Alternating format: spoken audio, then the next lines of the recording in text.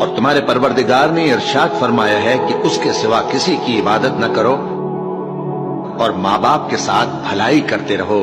اگر ان میں سے ایک یا دونوں تمہارے سامنے بڑھاپے کو پہنچ جائیں تو ان کو اف تک نہ کہنا اور نہ انہیں جھڑکنا اور ان سے بات ادب کے ساتھ کرنا. اور رشتہ داروں اور محتاجوں اور مسافروں کو ان کا حق ادا کرو اور فضول خرچی سے مال نہ اڑاؤ. اپنی اولاد کو مفلسی کے خوف سے قتل نہ کرنا کیونکہ ان کو اور تم کو ہم ہی رزق دیتے ہیں. کچھ شک نہیں کہ ان کا مار ڈالنا بڑا سخت گناہ ہے.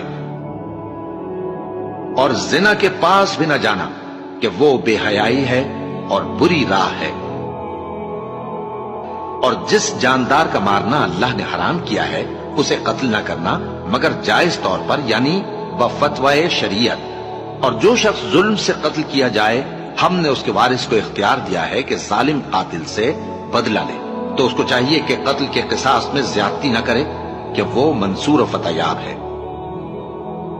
اور یتیم کے مال کے پاس بھی نہ پھٹکنا مگر ایسے طریق سے کہ بہت بہتر ہو یہاں تک کہ وہ جوانی کو پہنچ جائے.